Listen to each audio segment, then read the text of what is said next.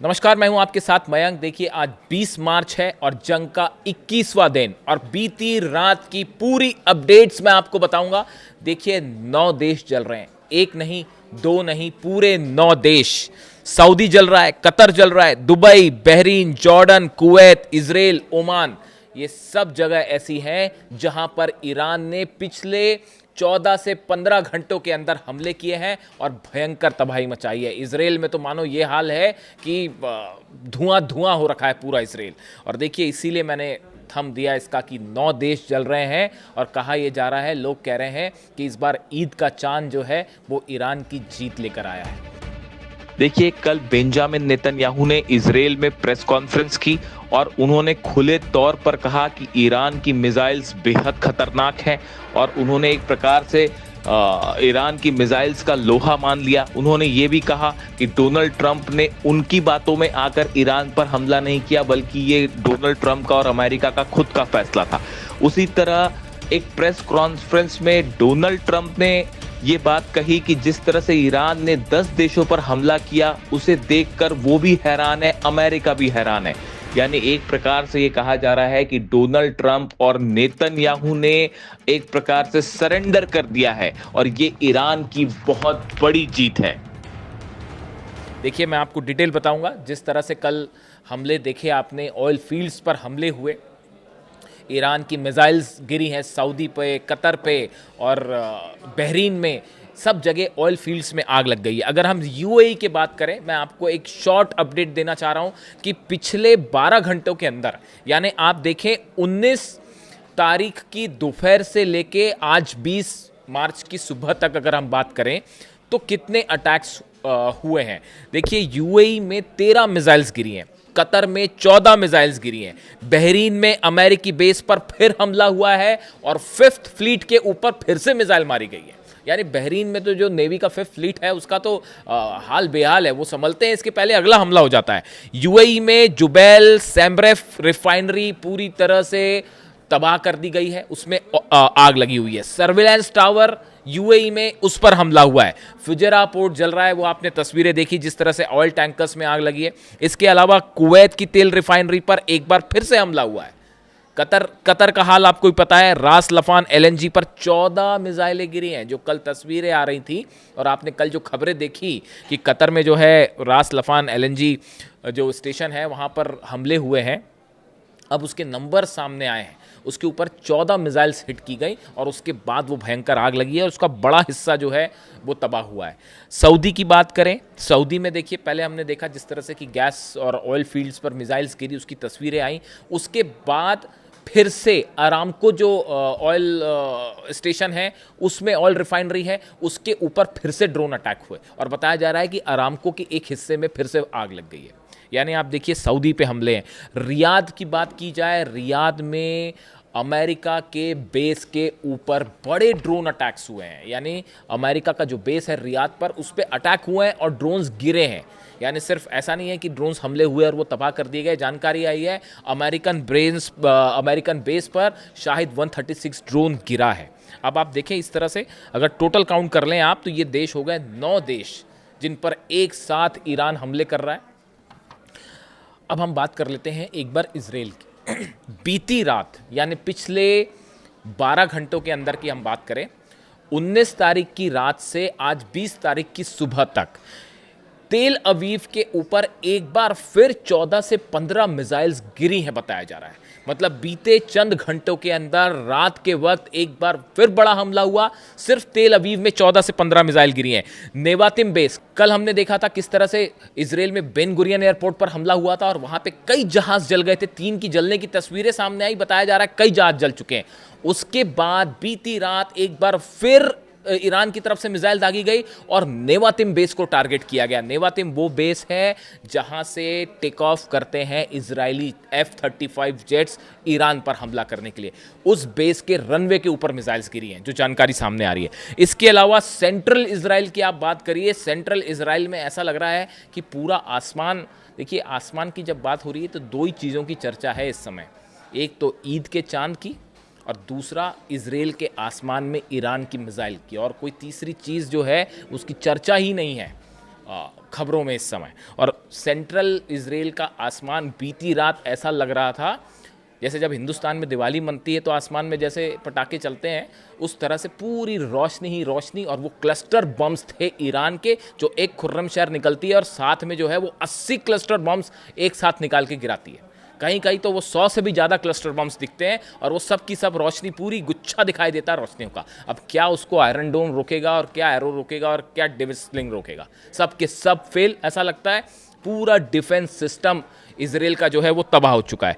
इसके अलावा बताया जा रहा है एक बड़े टावर पर, नेविगेशन टावर पर इजराइल में, उसके ऊपर बड़ा मिसाइल अटैक हुआ और ईरान ने खैबर मिसाइल से सीधा उस टावर को हिट किया है और उसको रोक नहीं पाया। और बड़ा नुकसान कम्युनिकेशन टावर बताया जा रहा है ये इजराइल में, जिसके ऊपर ये मिसाइल गिरी है।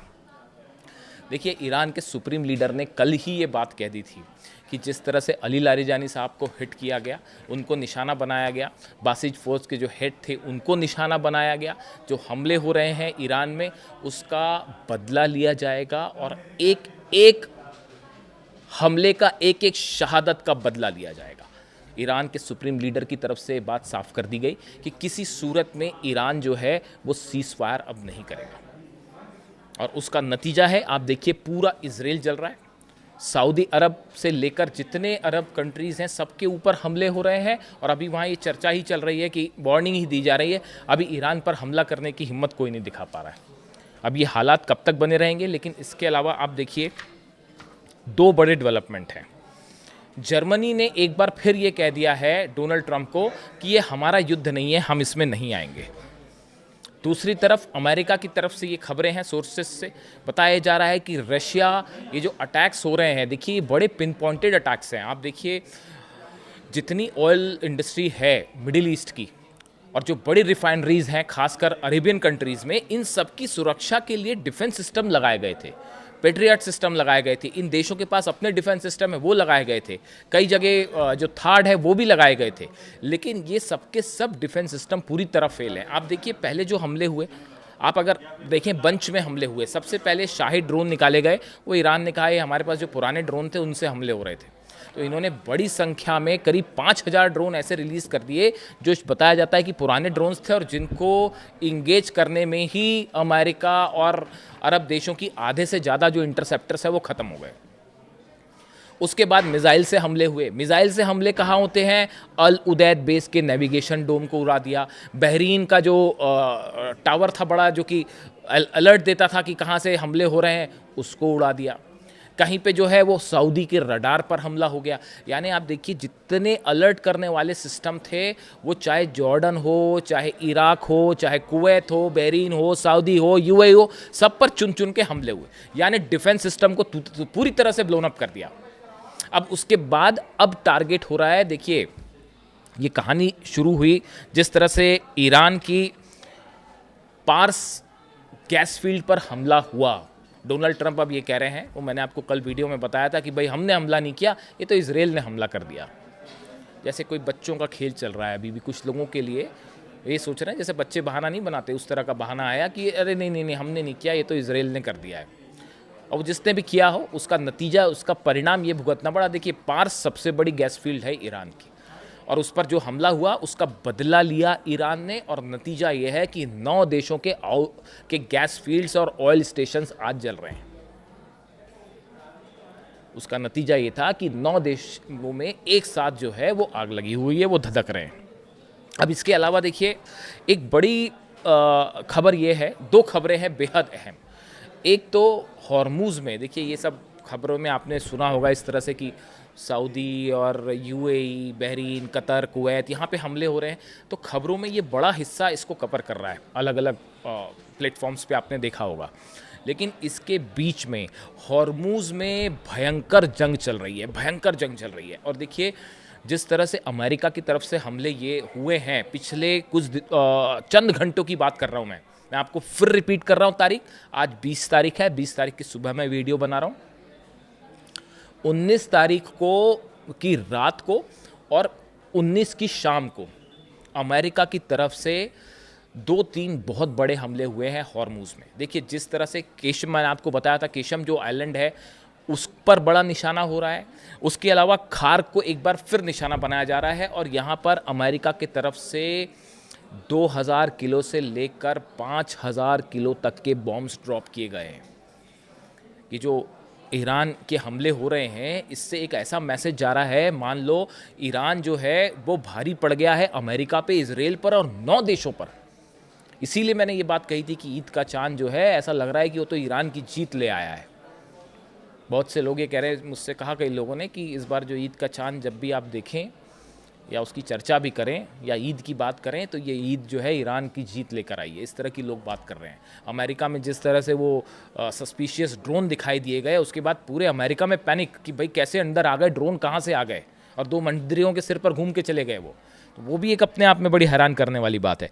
लेकिन इस बीच में देखिए, जहाँ हॉर्मुज़ की बात है, हॉर्मुज़ में बड़ी सारी टनल्स हैं ईरान की जो कि समंदर के नीचे हैं।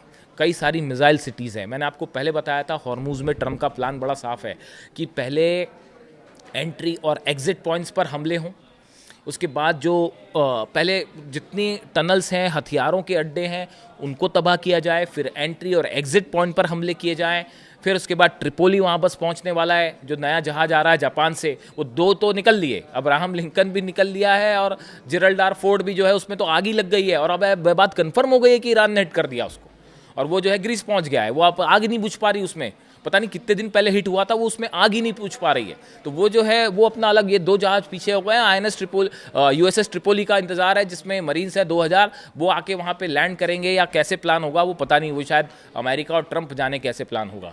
लेकिन इस बीच में हैवी बम्बार्डमेंट हो रहा है, जैसा कि कल बयान आया, पीट हेग्सेथ का बयान, रक्षा मंत्री का बयान आया कि बड़े हमले हो रहे हैं ईरान पर, और वो वाकई हो भी रहे हैं।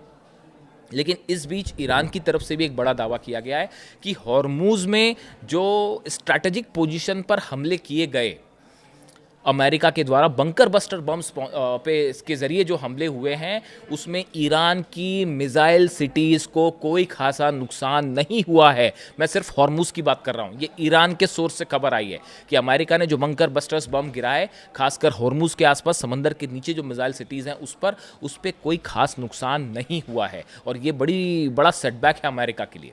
देखिए, अब B-2 बॉम्बर्स से और B-52 से बंकर बस्टर्स गिराने के अलावा और कोई चारा नहीं बचा। F-35 जेट से वो मिसाइल सिटीज़ तबाह हो नहीं सकती। अब आप कितने बंकर बस्टर्स बम गिराएंगे, और ईरान में कहाँ कहाँ मिसाइल सिटीज़ हैं, ये खोजना बेहद मुश्किल है, असंभव सा काम है।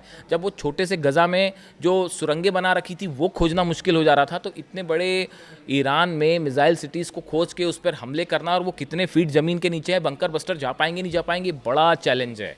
इस बीच डोनाल्ड ट्रंप को एक बार फिर एडवाइस की गई है कि अगर आप वहाँ सोल्जर्स भेजते हैं तो बड़ी कैजुअलिटी के लिए तैयार रहिए।